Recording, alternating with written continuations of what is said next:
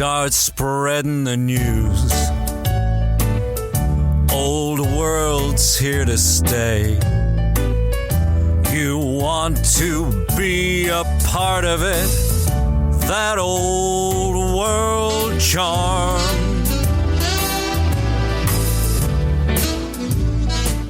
Hello, our lovely old world enthusiasts. My name is Adam Camilleri, and I am here to welcome you to get some of the old world charm. I am joined by my two co-hosts, as always, Danny the Sweet Meat himself, McDevitt. Hello, mate.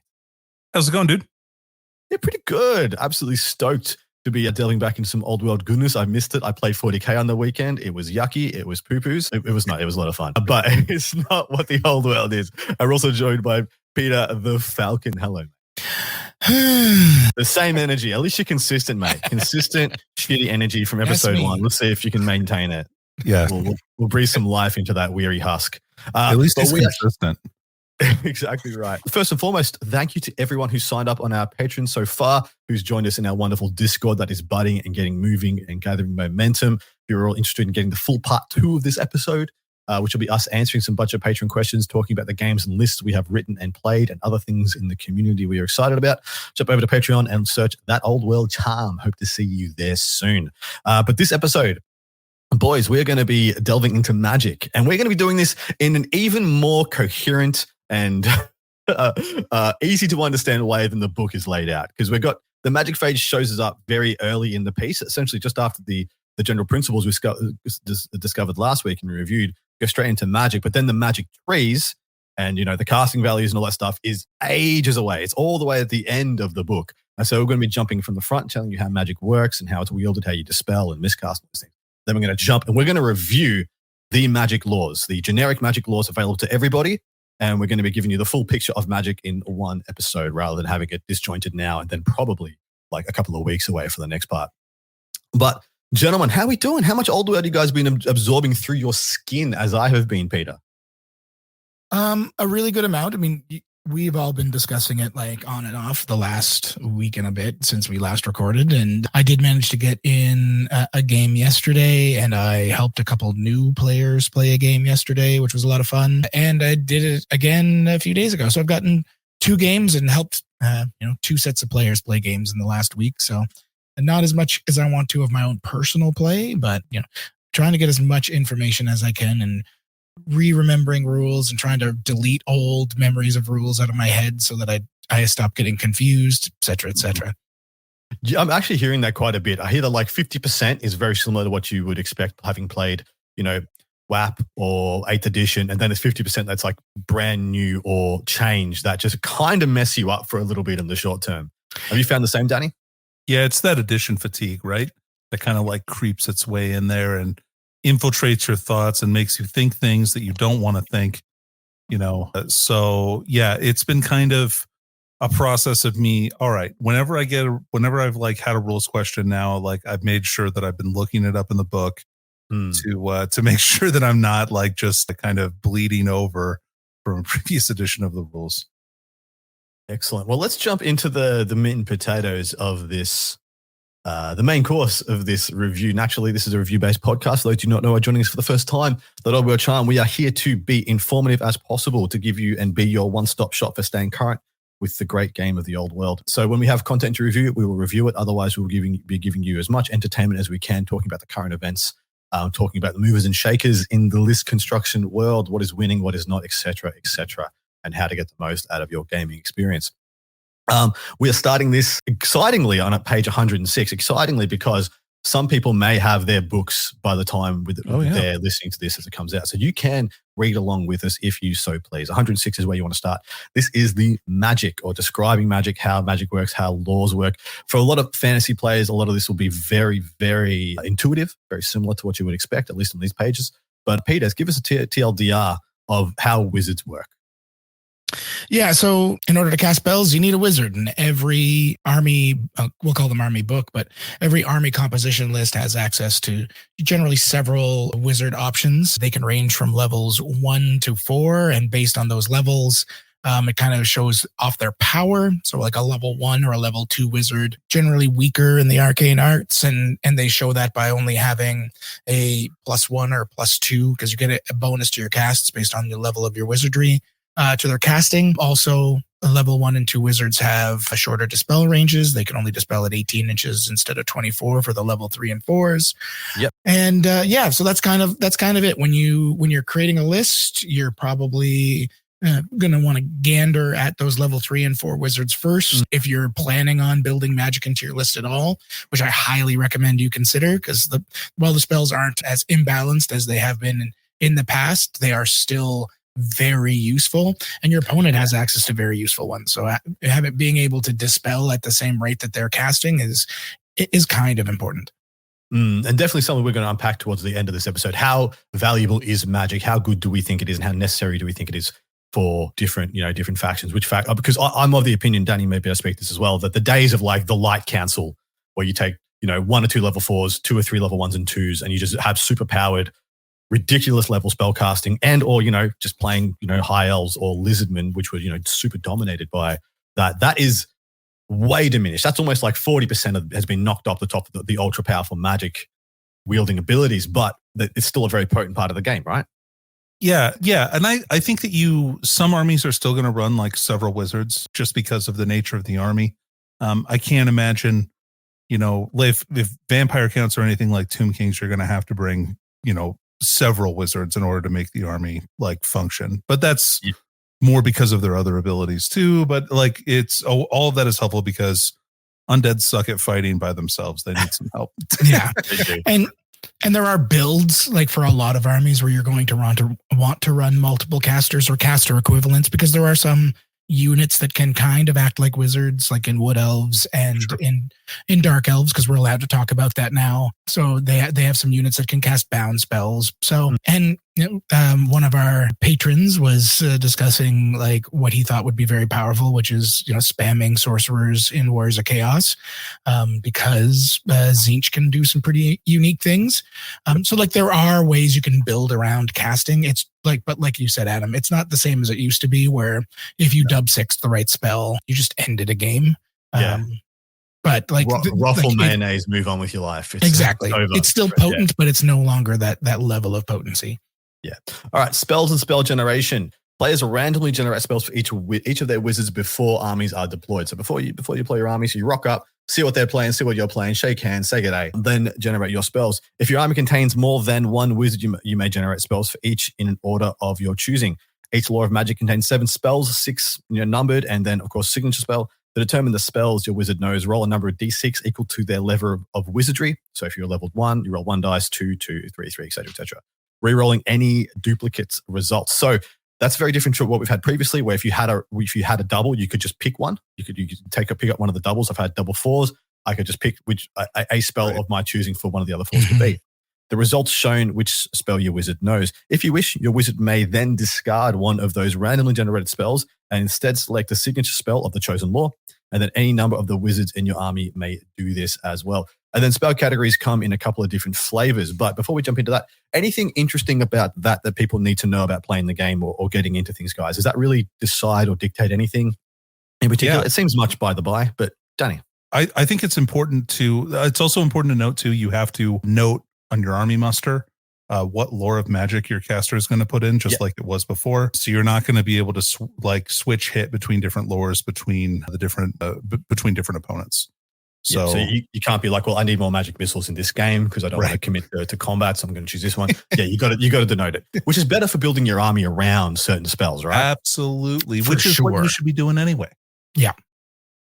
Yeah, if you're planning on implementing magic, like you need to have that in mind. While it is a little bit more random because you don't have that pick option, like there are magic items that can help, like Lore Familiar, which lets you pick the spells that one of your casters knows, which is very powerful if you're building around a particular spell. But yeah, getting that lore, you have to make sure it's on your muster list. The spells are random. Another thing that's not noted here is while each lore has its own signature spell, almost every wizard in the game has a secondary lore keyword that you'll see on their sheets, and those are faction specific. So like Wood Elves have lore of Athaloran. Warriors of Chaos will have lores based on the mark that their sorcerer has. And that gives you access to other signature spells. You can still only ever swap out one, but most wizards will have access to between 2 and 4 signature spells that they can use in the course of a game. So easy done. Well, we have a spell categories, which I think it was denoted in one of the almanacs, but I'll just break them down quickly here because spells come in a couple of different flavors. As they did before, we used to have hexes. We used to just call them buffs, like, wild form stuff like that. Magic missiles, direct damage, and templates. Essentially is what or vortexes is what we used to have. Yeah. Yep. And now they've been broken down into a few more. We have enchantments. So this is the stuff to buff yourself. We have hexes. These are to debuff your opponent. Conveyance, which is more movement based. If you want to slow somebody down or move yourself further. Magic missiles, exactly what they say on the box. Vortex is the same. And assailments, I think, is what kind of replaces direct damage spells, is what we used to have. But they're close combat only. Assailment is because a lot of spells cannot be cast if your wizard is in close combat. Assailment is one of the exceptions. So perfect. So just giving you guys the TLDR here. Enchantments, of course, placed on yourself. I'm trying to just break down for people, what happens when. So I think enchantment and hex happen in strategy phase. Correct. Conveyance, movement phase. Magic missile, shooting phase. Vortex is also shooting phase. Correct.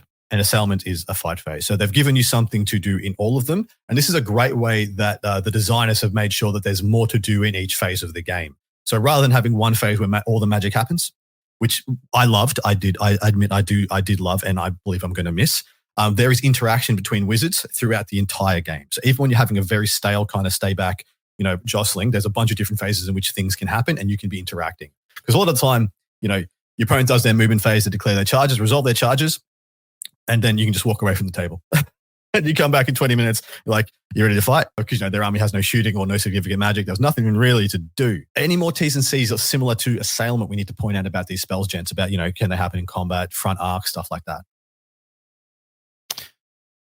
So a lot of the spells, they'll tell you, and we're going to get into this in the next section where it kind of covers how to cast a spell and choosing targets. But they're like enchantments and hexes. Often you cannot cast if you cannot target units that are in combat unless it says otherwise, or if you are in combat, you cannot cast them unless it says otherwise, unless it has like the self keyword for enchantments, things like that. Like there's a lot that we'll cover as we go along. But the big changes here are conveyance now being its own thing, and it happens kind of at a specific point in the movement phase, conveyance, and it's based on like each spell will kind of tell you when you're supposed to cast it. Well, right.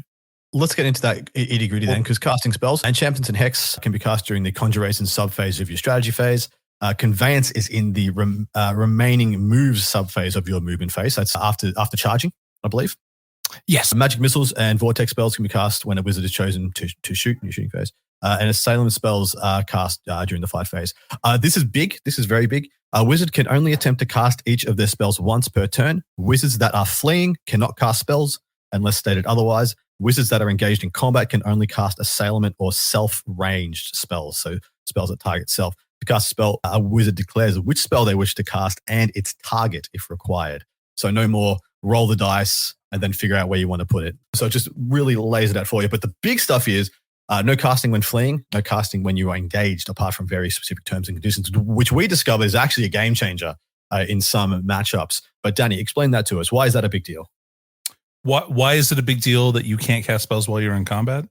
Correct. Because in this game, pretty much you're going to have to be in combat at some point, whether you want to or not. And that's really the way that you can score big points in this game, unless you can kill a monster via shooting, which is really difficult. So, defensively, your opponent can throw things into units with your wizard if they want to not get casted at, to make sure that the wizard isn't either casting buffs on other units, debuffs on their units. It just kind of has a cascading effect. If you can keep a wizard in combat, you can, stay pretty safe from them. Excellent. Let's jump into how do you cast? Peter, take it away. Sure. So casting a spell, first thing you have to choose a target, and that target has to be within the vision arc of the wizard, but not in all cases. It says here that it does not require line of sight. I hate the way they worded this because literally like a little bit while later, they're like, here's all the types of spells that require line of sight. So it's so dumb to put it like this, but this is what they say. Spells do not require line of sight. The target must lie within the spell's range. spells cannot target units engaged in combat. Also something that they later say they sometimes can. So these aren't hard and fast rules. I kind of actually hate this entire bullet point system because like there are ways that these are broken. But essentially, yes, you have to have line of sight on the target, but you don't. So they have to be within your vision arc. And if you're on a Howdah or in a chariot, or if you're a lone character, that vision arc is 360. But otherwise, yes, you do have your like 90-degree arc, but they technically don't need to be in line of sight unless it's a magic missile. In which case you do need line of sight. We learned that in a game, Danny and I, where I was really hoping to shoot through a forest and found out otherwise. Because the only reason why I did it that way was because of this paragraph here that I just read. Yeah, I mean, it's easy to make that mistake. I mean, yeah. Anyway, so and then we have different types. Range self spells. So a spell with range of self does not require a target because it's always only going to be cast on the caster. And most of the range self spells will also say, and the unit that the caster is in. And these are generally a buff spell that might have or like an enchantment that might have a bit of a hex in some cases if you go big, but generally it's just like you get a ward save or you get more toughness, etc. So that's really the only difference there with range self. Another thing that should be noted here and why is you always have a line of sight to yourself. Yourself, exactly right. If you read the line of sight rules, it's in the line of sight rules. A person, like when you're declaring line of sight, you and your unit, you always have line of sight to. Yeah. Easy done. Danny, anything to extrapolate from that? Anything to add to? not particularly. I think Pete kind of hit it on the head there. So no. Easy done. You want to tell us about magic resistance? How does this work? Yeah, sure. Oh, we didn't cover how to do the casting roll. Oh, yeah. Which is kind of the bigger part, I guess. I got too excited and I over-explained things. So casting a spell now, in the past, you had a magic pool that you would roll. Yep. Now, every spell, you just roll 2d6. So you go to your wizard and you say, okay, I've got an enchantment or a hex. It's the strategy phase. I'm going to pick my target. I roll 2d6. You measure to see if your opponent has anything that can dispel. And then you add your wizard level and any other modifiers that you might have based on your army to that roll. And then you compare it to what the spell says you need to hit. So if you have a spell that says you need an 8+, you roll a 6 and you have a level 2 wizard, you hit that 8 and the spell goes off unless your opponent has an answer to it. Exactly right. Mm-hmm. It says you must keep the dice in front of you so that you can go through the rest of the stuff. If the casting result is less than the casting value, the spell is not cast. The big thing here with that is in past editions, if you failed to cast a spell, you just stopped casting completely with that wizard. That's not the case anymore. You just keep throwing dice with whatever you have access to all around if you want. I do like that change because there was always that like I've got a relatively easy set of spells that I need to get off, and then you just lay an egg on the first one, and you're like, well, okay, that's just rough town time. All right, Danny, tell us. Yeah. Oh, hey, I'm ready to talk about magic resistance here. Oh now. Yeah, boy, let's go. Here we go. Yeah, that's it. Magic resistance, a key critical rule. It's an X value, so it's whatever the value in brackets is, and it's a minus X. And that's the minus that people get to their casting roll, even bound spells for whatever that value is. So there's actually, I feel like, a lot more magic resistance around in the game now than there ever has been. Whereas opposed to adding extra dice for your dispel, you're actually going to make the spell not go off, or if it does go off, it's going to be easier to dispel. So in the past, magic resistance was only, I found, really good for insulating Death Stars. Of course, I was an ogre player. That's pretty much what was the modus operandi for it in my army, was insulating Death Stars. But I found that to be the case more often than not in previous editions of Warhammer Fantasy. You used it to just insulate against the damage of your opponent on the things that were worth insulating. Because usually it took either an investment in banners, magic items, specialist characters, stuff like that. Now I feel like magic resistance is something that's much more sprinkled judiciously across certain armies, certain factions. And of course, you can still buy some and get some in some other ways. But Peter, is this a good mechanic? Is this good for the game? And do you think it's worthwhile investing in yourself? Yeah, I don't know if it's worth investing heavily. We'll have to see how the meta evolves. If there are magic builds that become oppressive, then magic resistance is definitely going to be the way to go. It should be noted that specifically magic resist reduces your die rolled if you target the unit that has magic resist on it. So if you have like a high elf army with, I think Banner of the World Dragon still exists, or a variation of it that's magic It's resist Banner of 3. Arcane Protection. Yeah, which is magic resist 3 or negative 3. Yeah, it's MR3. That's really good. Like if this becomes a problem, -3 to your cast sucks a big, like your level 4 is now a level 1 wizard. So that's massive if you're trying to hit like magic missiles or hexes on a target. So now what I've found, considering the effect of magic resistance, is not the fact that it makes it harder to cast, which is the first thing you talk about, but it also negs from the total your opponent needs to dispel you, right? Yes. So it makes it's the double fold. It's the lack of band effect. There is a clapback here. So it's harder for you to cast on that unit, and then it's easier for your opponent to dispel. So you think your spell is just like this much harder to cast to get off, but the fact is it's not just cut down by a third, so to speak. It's cut down by almost 2/3 because your opponent gets to turn you off easier as well. So that's why I think magic resistance is pretty potent. And if anything, to me, it means that there's an easy mechanic for a lot of people to turn to that just makes the games easier should Magic ever get out of control again. All right, into miscast and perfect invocations. So as much as Magic has been toned down, the miscast table has also been toned down and actually toned up. It's kind of buffed now, which is weird. But should a wizard mispronounce a single word, blah, blah, blah, whatever. If you roll a natural 6/6 when making a casting roll, the spell is cast regardless of its casting value or any modifiers that may apply to the casting roll, and it cannot be dispelled. If a natural 1/1 is rolled when making a casting roll, regardless of the casting result, it has been miscast unless stated otherwise is not cast. Roll immediately on the miscast table below and see what befalls your unfortunate wizard. So 6/6 is unstoppable still, which is great now because usually it's only a 1 in 12.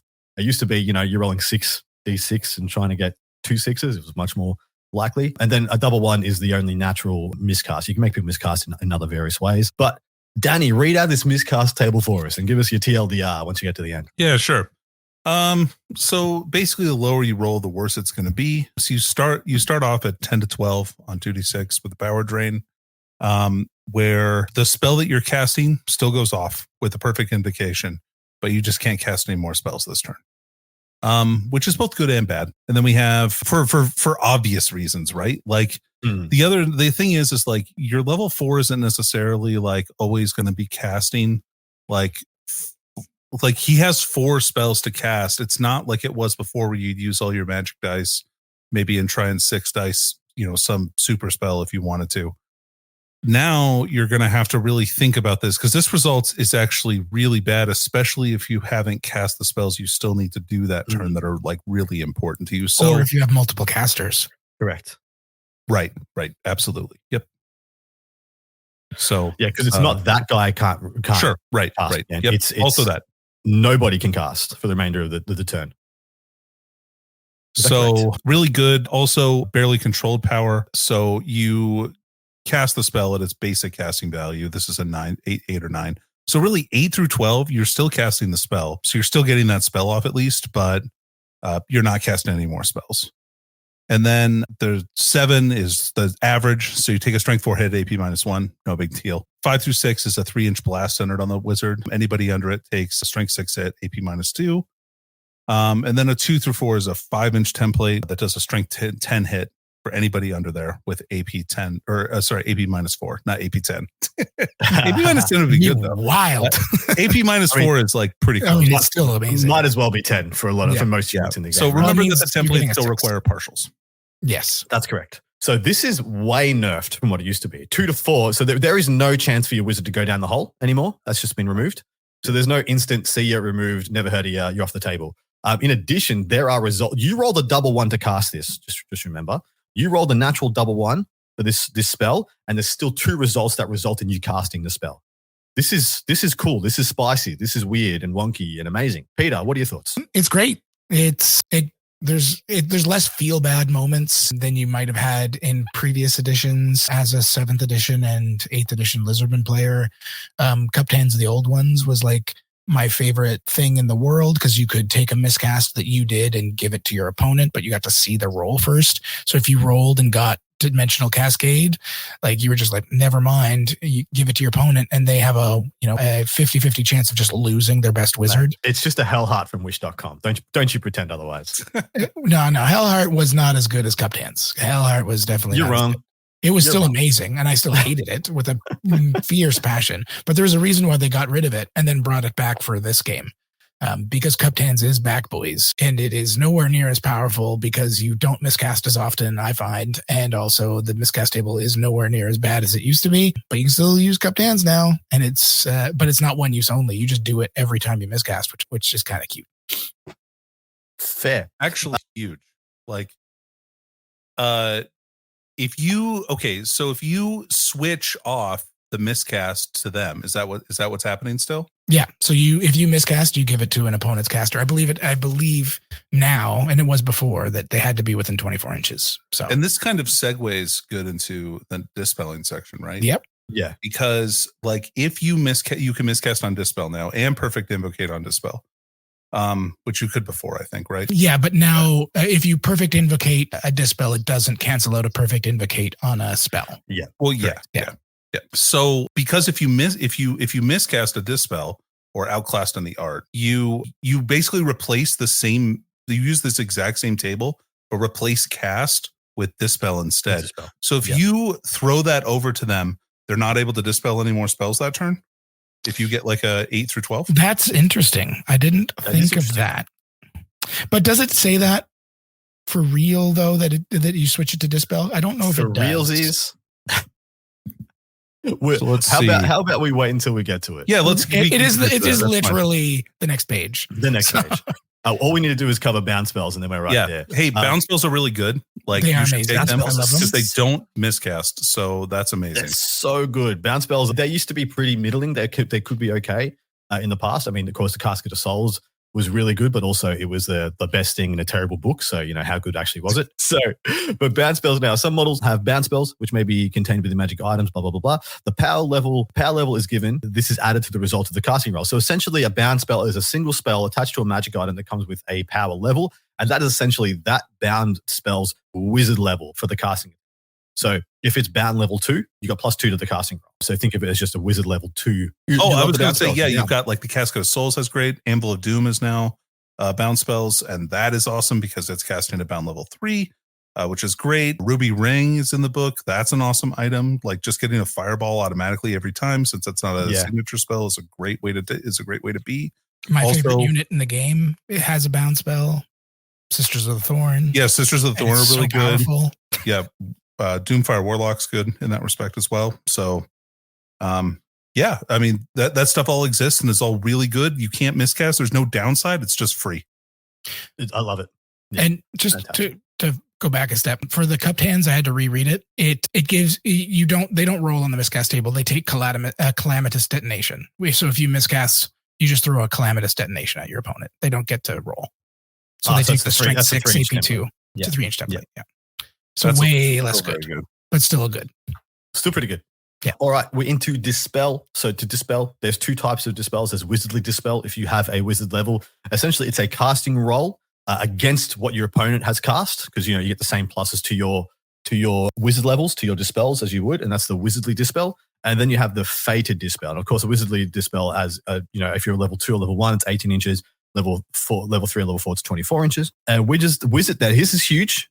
Wizards that are engaged in combat, that are fleeing, or that are not on the battlefield cannot be nominated to Wizardly Dispel. And this is what we were talking about as well. So a great thing to do if you want to have a good phase, if your opponent has a level 2 and a level 4, you just ram a piece of chaff into the level 4's unit that is going to annihilate that piece of chaff, but you really need to get a spell off. And then you can, roll your level 4 against their level 2.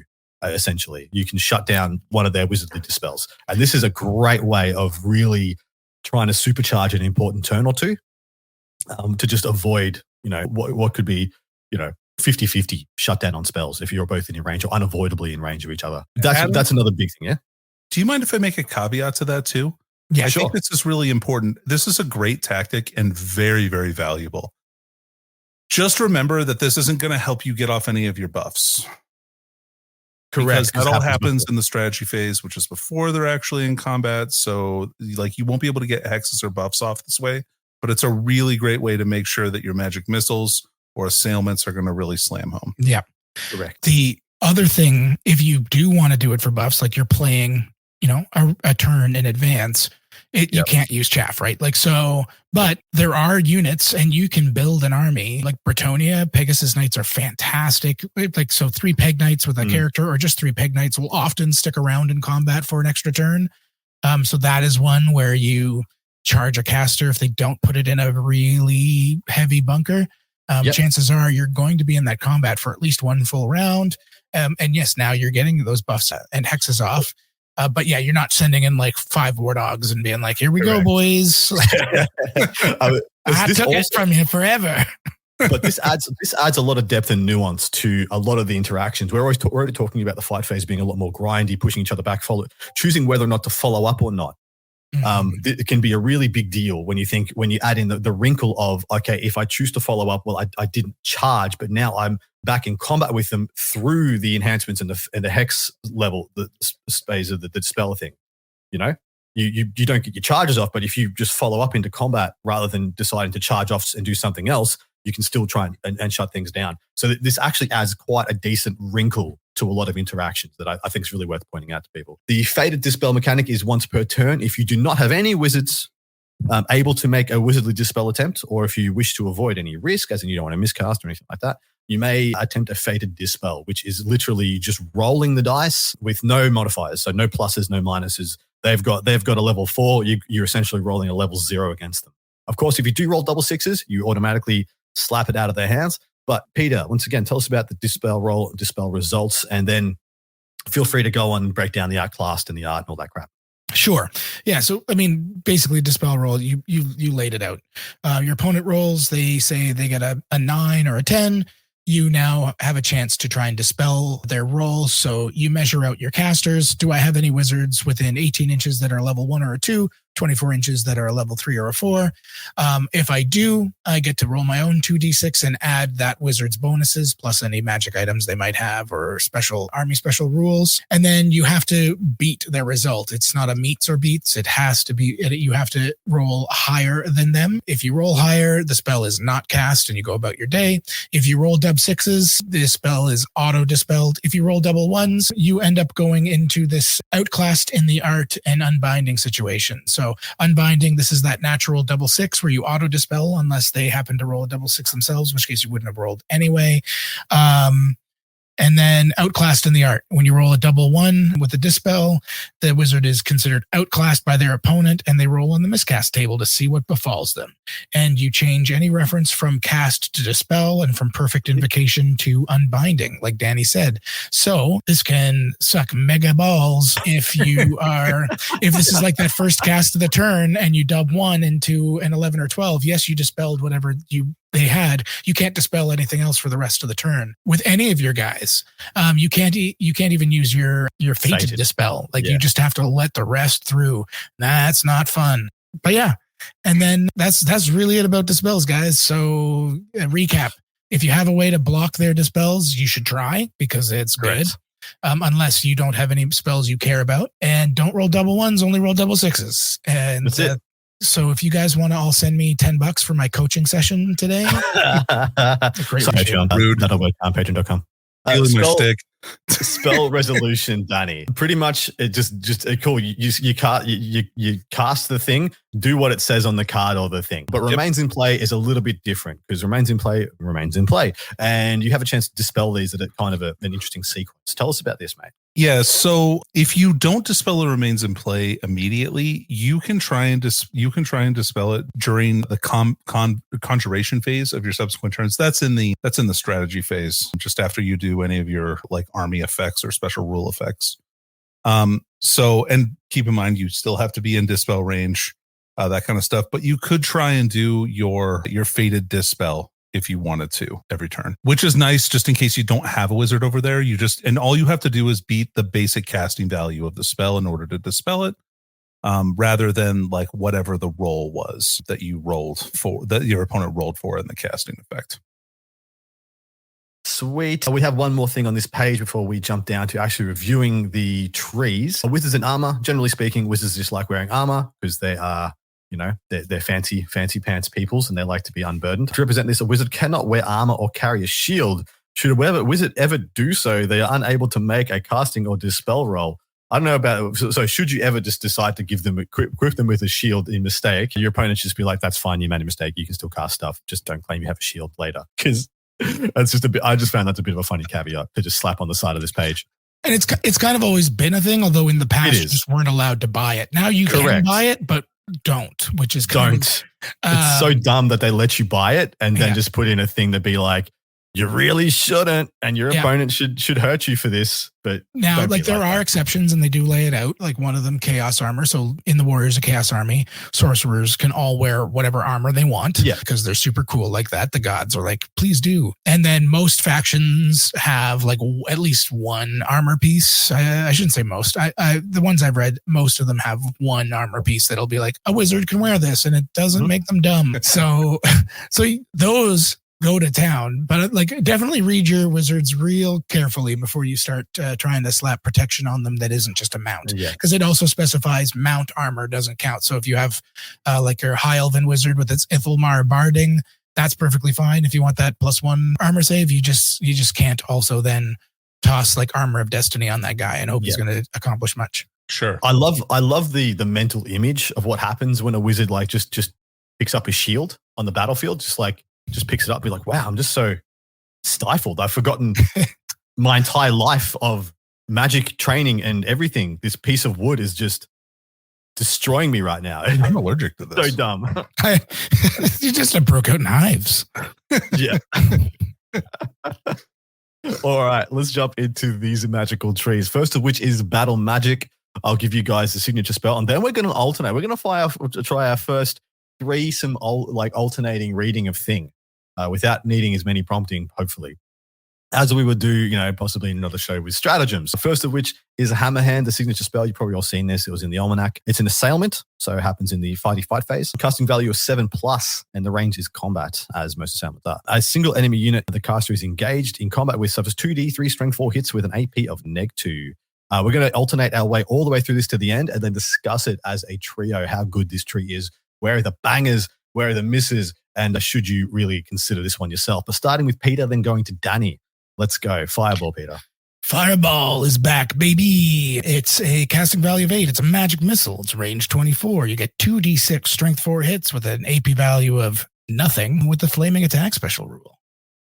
Sposh. Danny, take it away. Cursive arrow attraction is a hex. Casting value 7+. It has a range of 21 inches. Until your next start of turn subphase, you may re-roll to hit rolls of natural 1 when shooting at the target enemy unit. Nice. Pillars of Fire is number 3. It is a magical vortex with a casting value of 9+, rage 12. It remains in play. It's a small 3-inch blast template, and you place it so the central hole is within 12 of the caster. Whilst in play, the template is treated as dangerous terrain. The template moves d6 inches in a direction of the caster's choosing during every start of turn subphase. Any unit, friend or foe, the moving template touches or moves over suffers d3 strength 3 hits, which are with an AP value of 2. These hits have the flaming attack special rule. So much fire. Your turn, Peter. Oh yeah, me again. Arcane Urgency. It's a conveyance spell. It's got a 10+ on that sucker. It's a range of 15. If the target friendly unit is not fleeing and has already moved during the movement phase, it may immediately move again. Oof. I should quite like that. Number 5 is Oaken Shield, which is an enchantment. Casting value 7+. Range is self, which is very important. Until your next start of turn subphase, the caster and any unit they have joined, it's a 5+ ward save against any wounds suffered. Last one, number 6, Curse of Cowardly Flight. It is a hex with a casting value of 9+ and a range of 15. The target enemy unit must immediately make a panic test. If the target unit automatically passes any panic tests it is required to make for any reasons, it must still make this test, and should it fail, it will give ground. That is your battle magic tree. And I would like to say I'm very proud of the team. Like a fine rowing team, we all pulled together and we did that. And the sheer amount of will I felt like I was going to have to exert over you guys to push this into line was not necessary. I am quite disappointed. Adam made us practice this like 8 times before the show, and we did. We're tired of it already. Yeah, I hired to death. I I hired one of those guys who beats the drums in the bows of rowing ships like back in the day. Let's get us in tune. It was rough. It was a rough day at the office. Peter, starting with you first. How good is battle magic, and should people consider it as one of their go-to? I think it's great. I think it's particularly great for a couple of armies. Any army that has like a medium to heavy shooting contingent should be looking at battle magic as one of probably the two options I would take if you have it available, because Curse of Arrow Attraction is extremely powerful. Yes. And so like for me specifically, I have loved battle magic in Wood Elves if I'm not taking Elementalism for the like 2 games I've gotten in with Wood Elves, so not a whole lot. But because Curse of Arrow Attraction's in there, which is amazing at getting those rerolls for all your Glade Guard, Oaken Shield, because it's self, you can cast it when you're locked in combat. So that's been pretty cool if you're running like Eternal Guard or units that don't hold up very well in combat, but are meant to kind of be your anvil. Having that 5-up ward that you cast, that you get off regardless of being locked is really powerful. And Curse of Cowardly Flight, I just like a panic test in an army that has any way to modify leadership, which Wood Elves have a lot of, but so do a number of factions. If you have like, especially a good amount of terror in your list, because terror now applies a -1 leadership debuff to units. Like all of them are pretty good. I do think this is like if you don't know what to pick, most casters have battle magic as an option, and you should just pick it. It's especially good for like, a newbie player, I think. Danny, where are your bangers in this? Yeah, I think it's a pretty good lore. The nice thing about it, it's good for a level 2 because all the casting values are pretty low. Mm-hmm. At worst, you're 10, which is pretty low.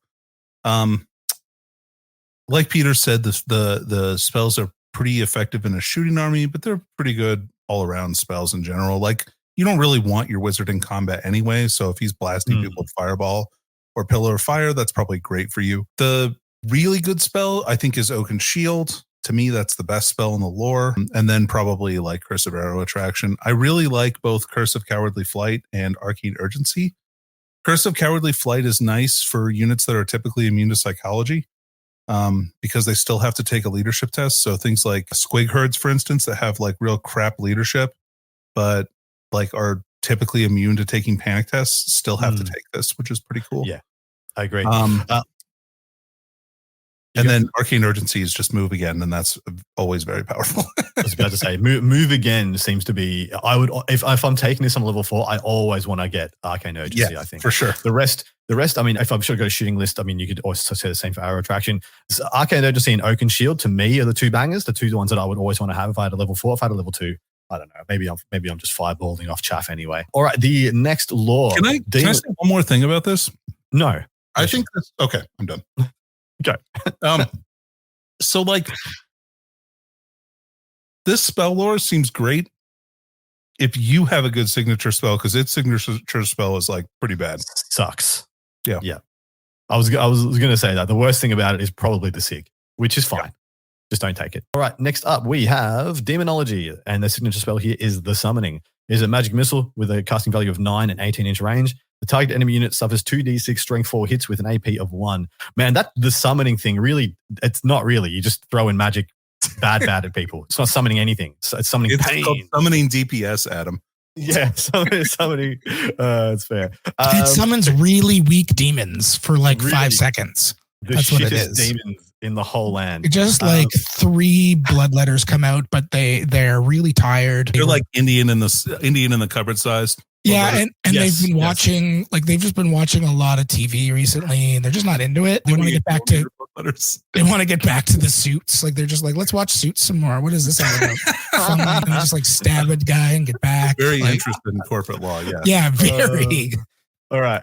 Danny, you can go first this time. Yeah, sure. Speed of Shadows. This is a conveyance spell. Casting value 9+, range 15 inches. The spell can only target units whose troop type is infantry.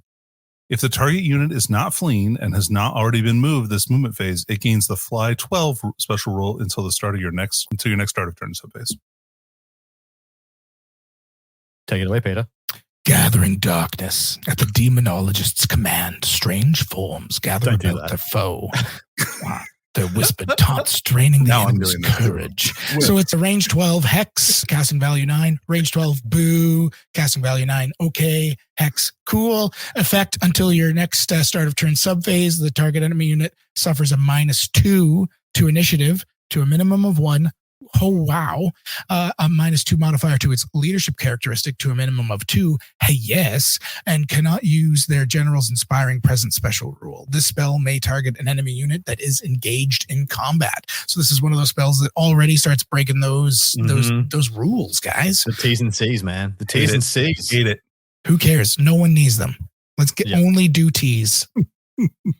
No conditions, only terms. This spell rocks. Anyway, Demonic Familiars is up next. We're also going to do an episode, I think, in the future where it's just tongue in cheek and we only read the flavor text. We should.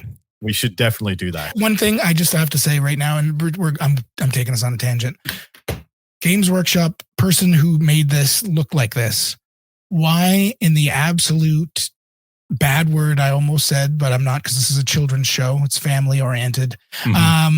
Why would you like specify that italics is mainly for like fluff and lore and then put rules in italics in places? Why? It makes me so mad when I'm reading the magic items and then it's like a paragraph of italicized text that's lore and literally right under it is like, also here's a special rule, which is why this item's like 700 points. That is like we never have known. Critically important. Critically important information about this thing you're going to do in italics right under a large paragraph describing like the can't be taken in armies of less than 3,000 points. Like that would be italicized. It's so good. Anyway, all right. Sorry. Shut up. Demonic Familiars. It's an assailant spell with a casting value of A+.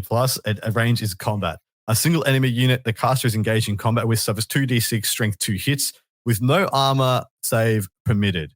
Ward and regeneration can still be taken as normal. All right, back to you, Danny. Number 4, Demonic Vessel. This is an enchantment, casting value 10+, range self. Until the end of this turn, the caster, their mount, and any unit they have joined gain a +1 modifier to their strength and attack characteristics to a maximum of 10, and improve their armor-piercing characteristic, the armor-piercing characteristic of their weapons by 1. So good. Vortex of Chaos. A swirling tear in reality opens through which demonic beasts grasp at those who venture too close. This is a magical vortex with a casting value of 8+, a range of 15 inches. It remains in play, so it's not that amazing. You place a small 3-inch blast template so that its central hole is within 15 inches of the caster.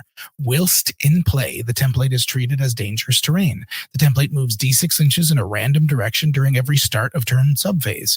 Any unit, friend or foe, the moving template touches or moves over suffers d6 +1 strength 3 hits, each with an AP value of dash. And one thing to also note about magical vortexes, I believe there's a section that states you cannot place them where you cannot start them on top of models. They have to just be in no man's land. So you can't just like start this on top of a unit and be like, hooray for me, I did it. You can't treat it like a stone thrower and just put it on top of stuff, which in my opinion makes them infinitely worse. Correct. All right. Demonic Vigor is the last of this package. It is an enhancement with a casting value of 9 and a range of 15. Until the end of the turn, the target friendly unit gains +1 modifier to its movement, toughness, and initiative characteristic to a maximum of 10. Man, this is a tree that is bangers and absolute filler trash. There's some really good stuff here, and there is some absolute nonsense that I would never want to roll and then be stuck with. How do you guys feel about it? Yes. Yeah, I'd never want Vortex. And yes. I probably would like any of the other spells. I think Steed of Shadows is still fine. Steed of Shadows is good in very specific circumstances, because demonology, like the bad guys have access to this, guys, and it's really like Warriors of Chaos and Beastmen, and so it's great if you are running like regular Warriors of Chaos or Marauders and you put a caster in them. Steed of Shadows is nice because often those guys are going to be in the back and you want them shoved up a little faster. Demonic Familiars would be great if you could only missile. Roll 6s. Yeah, and if you could magic missile. Yeah. If you didn't have to be stuck in combat and then, cool, they're toughness 6. So they're toughness 4. I rolled 7 average. I did 1.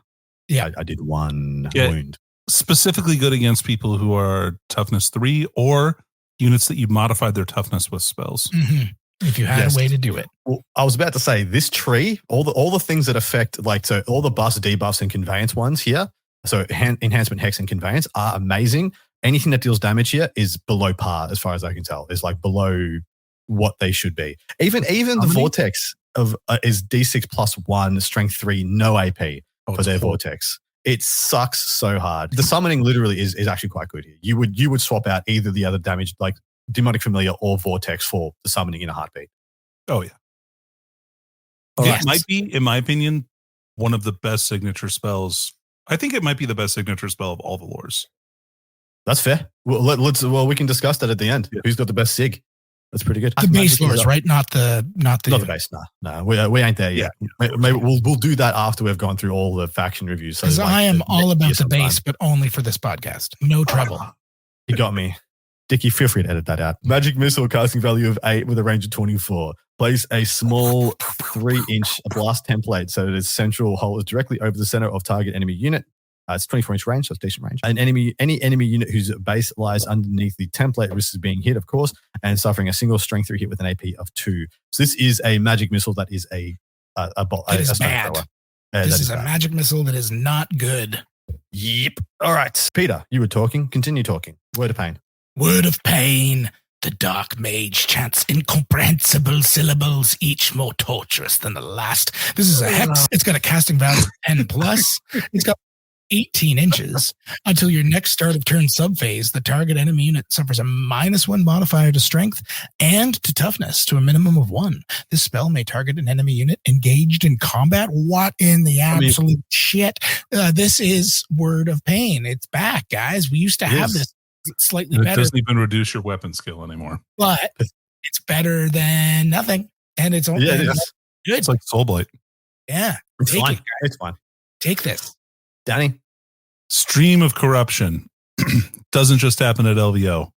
That's dating ourselves. Sorry. So type this is an assailant, casting value 8 plus, ranges combat, surprisingly, but place a flamer template so that the narrow end touches the caster's base and the broad end is over a unit they are engaged in combat with. Any model, friend or foe, whose base lies underneath the template risks being hit. So partials, suffering a single strength 3 hit with AP -1. I mean, a flamer template in combat sounds juicy against the right units, but it does. So you know what this is fun with?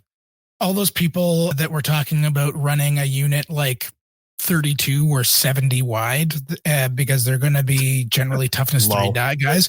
You hit them with this and you just, because it doesn't go straight out. You can put it like perpendicular sideways to your dude. Yeah. And then it's like, okay, 15 guys are taking strength 3 hits from my crappy spell that otherwise is absolute garbage. So, suck it, losers. 5 of them are dead now, maybe less.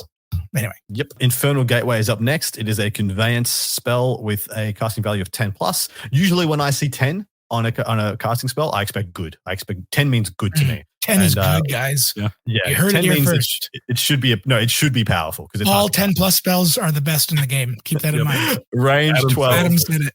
This spell can only target friendly characters, but may target characters engaged in combat. Why we have rules, guys? If the target friendly character is not fleeing, you may immediately remove it from the battlefield and place it anywhere within 12 of its original location, but not within 6 of any enemy models. I can see why it's a 12. So it's a 10 to cast. What's up next, Peter?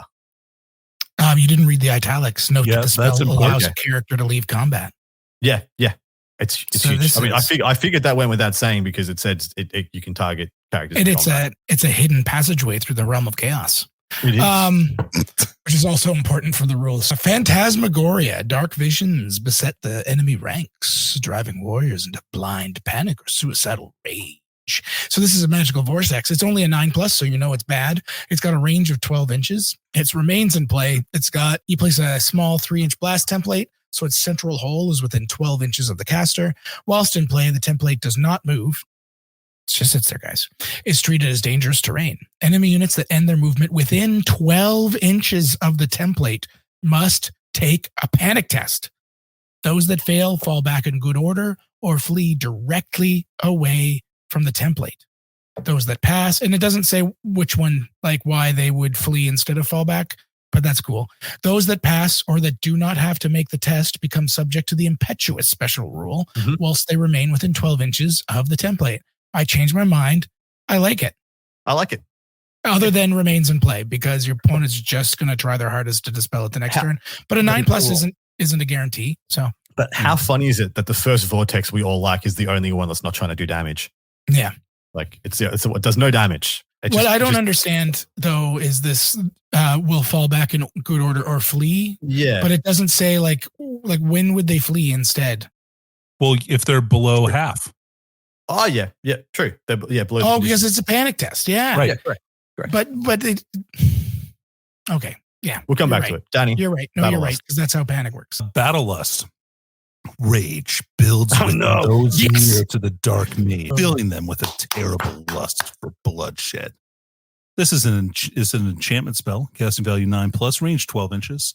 Until the end of the turn, the target friendly unit gains the frenzy and hatred all enemies special rolls. Love it. Yeah. Love it. Why did I start a podcast with meme lords? Like, why? I had regular lords. I have never made a meme in my life. I had regular, nice men, reasonable men. We're just normal men. Start this podcast with innocent men. All right, Soul Eater's the last one. You say it right. Soul Eater. It's an assailant with a casting value of 7. The range is combat. A single enemy model the caster is engaged in combat with suffers a single strength 3 hit with the multiple wounds 3, a special rule, and with no armor saves permitted. Awarded regens are allowed. All right, gents, how do we feel about dark magic? I like demonology better, but this has got some good stuff in it. There's some bangers here, right? Like Infernal Gateway is a game changer. That's just a game changer. So Word of Pain's really good, and Battle Lust is amazing. Phantasmagoria definitely can do some crazy like shit.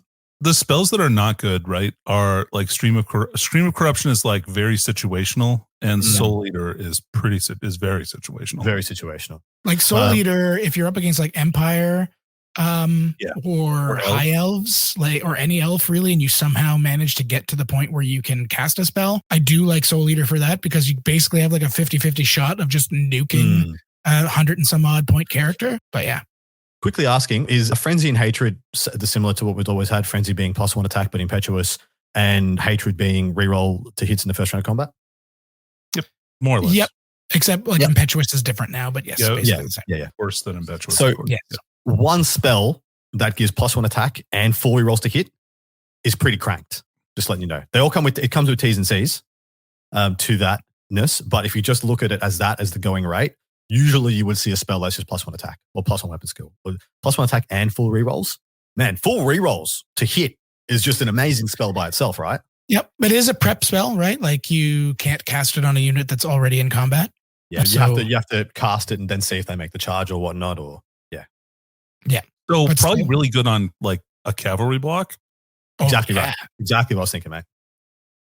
Yeah, spot on. I do want to say Infernal Gateway seems like one of those spells you tell your opponent about every turn, and then maybe use once every couple of games. Just like, are you sure you want to charge there? I can just kind of bug out if you do. And then, they'll probably just charge you and kill the guy. Bug out if they call your bluff. But it's pretty good to tell your opponent about.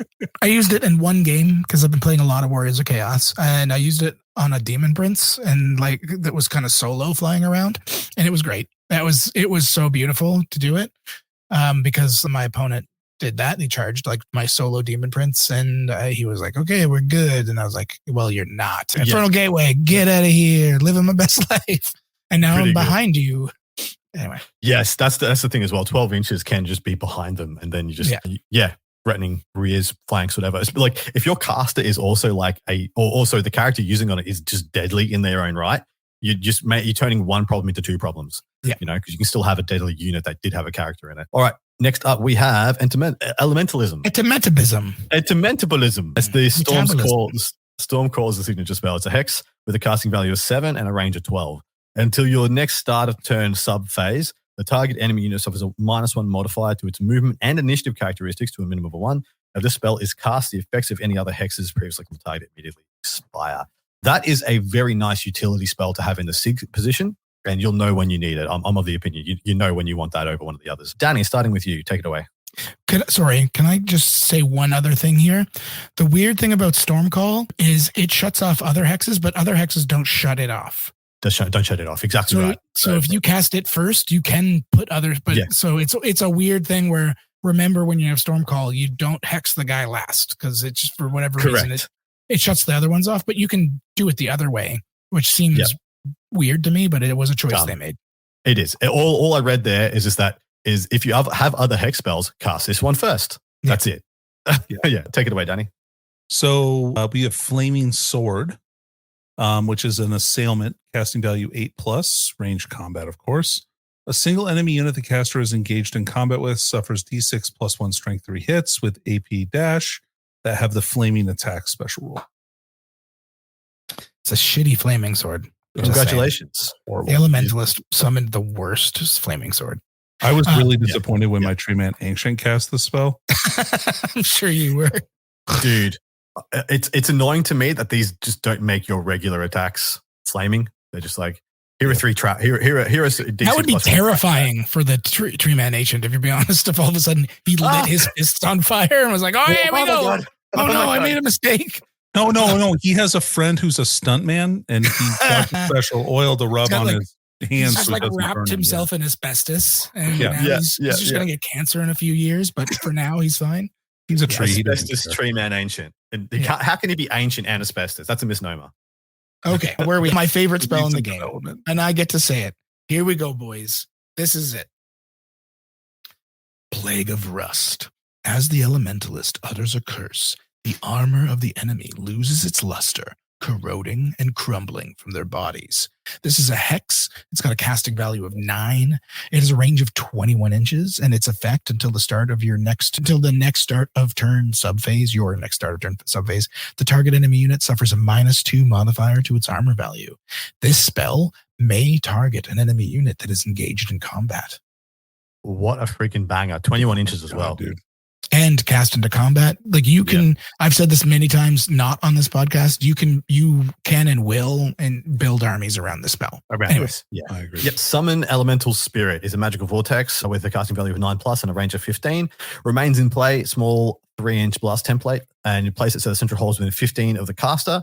Whilst in play, the template is treated as dangerous terrain over which no line of sight can be drawn. Very handy to just spawn this in the face of a gun line, just to literally give yourself another terrain piece, essentially. The template moves D6 in a random direction during every start of turn subphase. Any enemy unit, the moving template touches or moves over suffers D3 strength 4 hits. D3 plus 3. That one, what Peter said. D3 plus 3 strength 4 hits with an AP of 1. It's a way better than the fire version. Correct. The fact that it blocks line of sight is actually very handy as well. It's actually because you're summoning literally the Avatar from the TV series, and not the blue ones. You're summoning Aang. Aang is I assumed it was or Korra. I legit thought it was Captain Planet, but no, see, because he only does earth, wind, water, or fire. He doesn't do heart, so it has to be from the Avatar: The Last Airbender series for sure. Because Captain Planet, he doesn't have any feelings. He has no feelings. This elemental spirit is way shittier. You've convinced me. It is way shittier. Bad person. Korra was really good though. But anyway, continue. So Earthen Ramparts is spell number 4. This is an enchantment, casting value 10+, range 15 inches until the start of your next turn subphase. The friendly unit gets a 5-up ward save against any wounds suffered and counts as being behind a defended low linear obstacle if charged. However, whilst the spell is in play, the target unit cannot march or charge. Interesting. It's cool. It's not. We'll talk about it at the end. We'll circle back to it in a minute. Sorry. Yeah. So I got thoughts. You've got thoughts. I have thoughts too. I hate this spell. But only because I've played into it more than I've used it. Wind Blast. A mighty wind rips enemy warriors from their regiments, dashing them against the hard earth. This is a magic missile. It's got casting value of 8+. It's got a range of... I'm only doing this because of Danny. That's it. Danny giggling in the background is all I want. Range 15 inches. The target enemy unit suffers D3 plus 3 strength 5 hits with an AP of 1. And once these hits have been resolved, the unit gives ground. That's a good magic. That's the best magic missile we've heard so far. It's pretty Continuing solid. though, we'll come back to it. Travel Mystical Pathways is a conveyance spell with a casting value of 10 and a range of 9. If the target friendly unit is not fleeing and has not already moved during this movement phase, you may immediately remove it from the battlefield and place it anywhere within 12 of its original location, but not within 6 of any enemy models. The target friendly unit cannot move again during this movement phase. So it's a baby hand of Gork, essentially, as people would remember, where you pick up a unit, place it anywhere. This is pick it up and just place it within 12 of its original location. But what's cool about this is that it can do any frontage. So you can change, you can just pivot it to face whichever direction you want. You can really take it from a unit that was about to get charged to a unit that if you don't run away, it's going to get your flank or something like that. So this is quite cool. But what do we think about the whole package there, gents? Peter, take it away with why you hate Earth and Ramparts. No, I'll let Danny talk about Earth and Ramparts and then But Elementalism is probably my favorite lore, if only because of Plague of Rust. You're just pretty hard for Plague of Rust. Well, like I play a lot of Poison because I'm a Lizardman player. And I really like elf-based wood elf lists, and both of those really enjoy having you not having huge armor saves. And Plague of Rust is amazing. -2 to armor in a game now where there is no more 0+ or 1+ armor saves hanging around. Yeah. Like those Chosen Chaos Knights or Blood Knights or like any of those 2+ guys, you now have a 50-50 shot of taking down with just your little poison javelins or your hagbane arrows. It's like a 40% increase in effective, in wounds through. It's crazy. And it's incredible. And the fact that you can also do it in close combat's amazing because now you're punching up a lot. One of the negatives even for high elf armies often is like, unless you're with White Lions, you're generally, not swinging with heavy AP, and now you don't care about that, and you're higher initiative. So you're chopping down these elite units that were hoping to just outlast you. It's one of the most powerful spells in the game for a reason. Plague of Rust is the big one for me. I do really like Wind Blast as well. And Stormcall as a signature is great because initiative is so important, and so is movement in this game. So even, subtracting 1 on a 7+ is well worth it. So the only one here that I'd be really unhappy to get is Flaming Sword. Flaming Sword is hot garbage. Flaming Sword just defaults to the SIG. It's just every time. Yeah. But apart from that, this is the first one where I have been like, I can't think of a bad dice roll on this. I'll be honest. Sorry, I'll let Danny talk because of Earth and Ramparts and other stuff. But this lore, this is a lore where I take lore familiar with just to make sure I pick to get Plague of Rust every time. But anyway, now Danny, continue. Sorry. Yeah, no, you're good. Yeah, it's probably the best basic lore. I mean, lore in the game since there are no other lores. I just think it has a really good, I don't know, between this or Illusion, I think are probably my favorite. Earth and Ramparts is a really interesting spell, right? Because you cast it during the start of your turn, so that unit won't be able to charge during your turn. But if it's a big block of infantry, it's amazing. They're going to have a 5-up ward. You're not going to want to charge them because you're going to lose all the charge. You're going to lose all your good charge benefits. For charging them, you don't get any initiative bonus for charging them, and your opponent, if they're cavalry or chariot, are going to have to take dangerous terrain tests. It's pretty good. It being 15-inch range is also really nice, so you can kind of cast it from a bunker. And then you're dealing with these other spells like Plague of Rust. One of the best things about it is a 21-inch range. Most hexes don't have a long range in this game, so being able to cast Plague of Rust from outside of even a level 2's dispel range is massive. Right? This is also the reason why Sisters of the Thorn are my favorite unit in the game, because they get to pick what spell they have as a bound spell, and you can pick Plague of Rust, and they're super fast. So now you're guaranteeing yourself multiple Plague of Rusts in your army that you can cast on different units and go wild.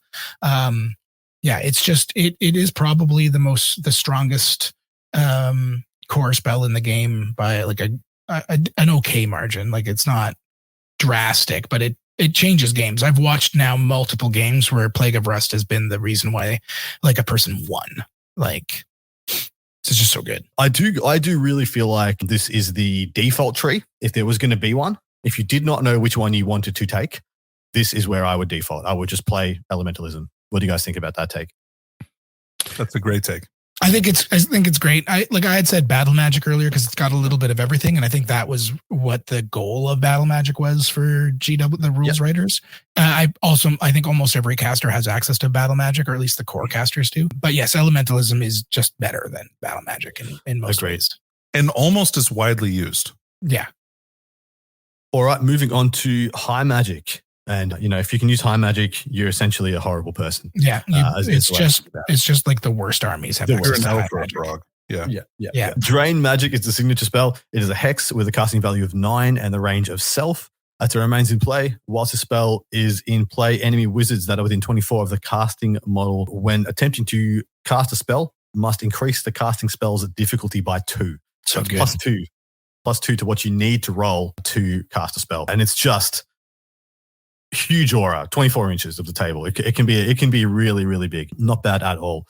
Danny, start us off with the next one. Sure, man. One of my favorites. Walk Between Worlds. Hell yeah. So good. Number 1, the High Mage causes their allies to drift in and out of reality, enabling them to pass through terrain as if it were not there.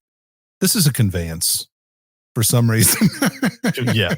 And it's casting value 10 plus, range self, even better. I can cast it in combat. Until the start of your next turn, until your next start of turn subphase, the caster and any unit they have joined gain the ethereal and reserve move special rules. So tell us what those two things are for a second. Great. Because right now they mean nothing to most people. Sure, yeah. So ethereal means that you're immune to non-magic attacks. Yuck. And reserve move means that you get to move at the end of the shooting phase again, as long as you didn't march during the normal movement phase. So much like Keith Richards, they can't be killed by conventional means. No. And they get to move again after the shoot phase, yeah? Or drugs. Yeah. Fair. That's fair. So like your high elf sword masters become immune to cocaine also. That's what they always wanted. They wanted to be even bigger nerds. All right. Pete, take it away. I mean, I love that spell. Yeah. It's amazing. In playing with my Lizardmen, I've started putting a Slann in a unit of Croxagores. And I was worried about it. And then I read that spell again. And I was like, I'm just going to do this all the time. And yes, it works. I guess because not like there's so many rules about targeting Croxagores that it's almost impossible to begin with. And now you're also ethereal. I love it. Anyway, Fiery Convocation.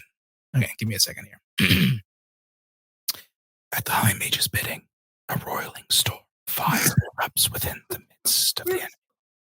So this is a magic missile. It's a casting value of 10 plus. It's a range of 18. You place a large 5-inch blast template so that its central hole is directly over the center of a target enemy unit. Once placed, the template scatters D3 plus 1 inches. Any enemy model whose base lies underneath the template's final position risks being hit because of partials and suffers a strength 4 hit with an AP of -2. These hits have the flaming attack special rule. Typical high magic privilege. If they get the 5-inch template, they get the big boy, the big boy missile. Yeah, they don't get the teacup. Anyway, Tempest is up next. Is a magical vortex with a casting value of 9 and a range of 12. It remains in play. Place the small blast template, so the 3 inches, so that the central hole is within 12 of the caster.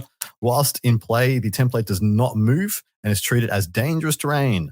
Whilst within 6 of the template, enemy units treat open ground as difficult terrain and difficult terrain as dangerous terrain. We'll have to unpack whether that's actually relevant in a minute. Vortex in the game, I think, maybe. Yeah. Take it away, Danny. Sure. Corporeal Unmaking. This is an assailant. Casting value 8 plus, range combat. A single enemy unit the caster is engaged in combat with suffers D3 strength 5 hits with no armor or regeneration saves permitted. Yeah. That happened. Yep. Fury of Cain. The High Mage beseeches Cain, god of murder, to bestow his fury on the High Mage's allies. This is an enchantment. It's got a 9 plus casting value and a range of 12 inches. Until the end of this turn, the target friendly unit gains extra attacks +1 special rule. This spell may target a friendly unit that is engaged in combat. Nice. And the last one is Shield of Safari. It's an enchantment with a casting value of 9 and a range of 18. At the end of this turn, the target friendly unit gains a 5-up ward against any wounds suffered. If this spell is cast, the effects of any other enchantments previously cast on the target immediately expire. So this just reads, cast this one first, as much the same as similar ones we have read. Naturally, it's high magic, so this tree seems very good. And I agree with them having probably the best vortexes in the game, probably both the best damage-dealing vortex. It is cast on a 10. It is a magic missile. It's cast on a 10, but it scatters the least. of many others. Most move D6 in a random direction. This one just scatters D3 plus 1. And then it is AP2, strength 4 AP2 hits. Most of them are strength 3 AP1 if they're freaking lucky. So, and this is a 5-inch template, not a 3-inch template. It is many times better. Does this always scatter? Will scatter? I mean, if you rolled a hit, I'm assuming you rolled a hit, right? Doesn't say. That's my interpretation too. I just wasn't sure. Yeah. And even if it doesn't, you're over the center. You have to be over the center of the unit. Right. It's a 5-inch template. It's going to hit some people. No matter what, it's going to hit some stuff. This just seems really good for what they are. Peter, what do you make of high magic as the lizardy man? So usually I do use elementalism, but I've been trying to make source warriors and like not skinks work, which is hard. And high magic is kind of what you need to do to make it function, because walk between worlds is extremely powerful, both for anybody. Like you can build around it. The difference with walk between worlds and Plague of Rust is walk between worlds is on 10+. So like that is the harder, even on a level 4 without any other buffs, you need a 6. So it's not a guarantee it's going off. Fury of Cain is great. Extra attack +1. Something to keep in mind about any of these like extra attack special rules though, if you are going wider with your unit, models that aren't in base contact in that fighting rank, they don't get the benefit of the extra attacks. Yeah. So something, and it goes, so tactically also for you, if you're trying to avoid something like that, keep that in mind. But still it's great. Corporeal Unmaking is a decent assailment spell, because at least it's strength 5 and no saves versus strength 3 and strength 2, which we've seen prior, but it's only D3. So more often than not, you're doing like a single wound to a unit. But and like because it's D3 hits distributed to the unit and not like particularly to models and base to base with the wizard, like they can remove models on the other side of the combat if they still want to attack your wizard. Correct. That to me seems the only possible stinker, and therefore that's the one you turn into the drain magic signature spell, which is legitimately quite handy. So good. Yeah. It's only, if it wasn't for the fact that it's a remains in play, it would, which is probably why it's a remains in play, it would be busted. So yeah, I think this tree is absolutely amazing. I think it's really, really good. Yeah. All right. Like Tempest is super good. We didn't talk about that a lot. I just want to mention this. So while you're within 6 inches of the template, enemy units treat open ground as difficult ground. That means that all closed order units are disrupted. Mm-hmm. So huge. like 3/4 of the units in the game. What's that? 3/4 of the units in the game basically are disrupted. Like it's a lot of the units in the game, and that's a wildly powerful ability. And then also making sure that if people want to charge through it, they're going to have to also like take some dangerous terrain tests is awesome. What annoys me about this is that it's a Tempest. You literally storm off X-Men, summoning a literal hurricane, but it only affects the enemy. You're just like, lol, wind, never heard of ya. My hair's not even moving. Your opponent's just like the cow stuck in Twister. It just seems so silly to me. Illusion is up next, and we have 2 more to go after this. There are a lot of trees. Glittering Robes is a signature spell. It's an enhancement with a casting value of 8, and the target and the range is self. Until your next start of turn subphase, enemy units suffer a -1 modifier to any hit rolls made against the caster and any units they have joined. So -20 hit for you and the unit. If this spell is cast, the effect of any other enchantment previously cast expire. So this is the cast last spell. Amazing. Yes, amazing. Peter, jump on in first. Mind Razor, no longer Ace Mind Razor, just regular Mind Razor. This is the awesome. Yeah, it's just shittiest. He lost the intellectual property rights to Mind Razor. Well, this is older, so Occam had purchased it from Gillette. That's correct. He hadn't acquired Gillette's Mind Razor. Torturous illusion grips the enemy. Only those with the strongest of wills can resist. It's a magic missile. It's a casting value of 7. So another thing, I did say I enjoy it because of Danny's giggling. I also enjoy it because of the sighing. I audibly hear Adam Nick every time I do this. So I'm sorry, listeners at home. This is for my enjoyment, not for yours. We only fuel the beast. Casting value of 7, range of 15. The target enemy unit must immediately make a leadership test. If it's passed, they suffer D3 strength 3 hits. Blech. The AP of 1 or AP of nothing, sorry. 0. If, however, it is failed, they suffer D3 plus 3 strength 4 hits with an AP of 3 aces. So picking on little chaff units outside general's range is quite spice. Or war beasts, because war beasts are really good chaff and they can't use the general's leadership. So you're just like, bang, get out of here, you stupid thing. Get out of here, you dumb animal. Shimmering Dragon. This is a conveyance spell. Casting value 8+, range 12 inches. You can only target friendly characters. If the target friendly character is not fleeing and has not already moved during the movement phase, it gains the fly 10 special rule until the end of this turn. So I hate that you're summoning a goddamn dragon, and all it's doing is just like picking up a dude and being like, you're basically summoning, God damn it, what's his face? You know, that stupid hairy dragon in that shitty kids movie that always makes you sad. Never Ending Story. Never Ending Story. Yes. Yeah. What Falcor? You're summoning Falcor. Yeah. And like all he's doing is like sucks your horse is dead, dude, and just carries you away. Like, get out of here, Falcor. I like to think that you're summoning a bomber jacket with a sequined dragon on the back.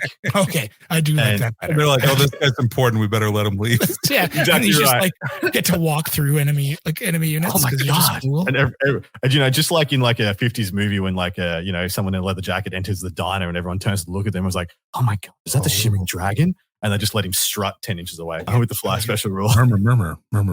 So folks at home, when you cast a spell, you need to yell Falcor as loud as you can. Falcor! And go with that. Yeah. Either that or pretend you're Fonzie for the next 10 inches. Column of Crystal. A magic vortex with a casting value of 10+ and a range of 9 inches. It remains in play. Place a large 5-inch template so that its central holds within 9 of the caster. Whilst in play, the template does not move and is treated as impassable terrain over which no line of sight can be drawn. You're literally summoning a terrain piece on a casting value of 10. Can be extremely helpful. I think Pete is next because he did Mind Razor. I did, but Danny said hype, and because he thinks it's great. Yeah, I'm hype fantastic for terrain. Like, give me that. Give me more. You need to go to your local crystals store or any old terrible Renaissance whatever the crap and buy just a crystal obelisk to place on the table when you make sure it's 5 inches. Yeah, and just tell them about how it's giving you good vibes. Yeah, all the time. For sure. Yeah, just help them align. Also, you can also reach out to Colin from the Best in Faction podcast because he has an entire table's worth of really ugly crystal terrain, and I'm sure he would lend you one to use. Confounding Convocation. The enemy is bombarded by wild and disorienting images and dancing lights that render them all but blind to the world around them. So this is a hex. It's got a casting value of 9+. It's a range of 9 inches. It remains in play. Whilst the spell is in play, the target enemy unit becomes subjected to the stupidity special rule. Is stupidity any good? I don't feel like it's that good. It's okay. It's pretty bad. It's hard to reroll it. Yeah, it's hard to re-roll it now, but at the same time, like this is a remains in play, so they would have, I believe, they have a chance to dispel this twice, basically, before they're subject to the stupidity. So exactly right. The T's and C's are all wrong, and the rule that you're putting on your opponent isn't even that. It's not a good spell. No, don't cast the spell ever. Danny, Spectral Doppelganger is an assailant, casting value 9+, range combat. A single enemy unit the caster is engaged in combat with suffers 2d6 hits resolved using the characteristics and special rules of the caster and any weapon they carry. Ooh. This is cute. This is real cute. This is cute. I mean, I can give some pretty hefty weapons to, some dwarf runesmiths, some chaos, sorcerers. I was thinking like a shaman, like a great bray shaman's got strength 6 because he's got a great weapon. Or the ideal candidate here, right, is like a high elf lore master character with a cool magic weapon.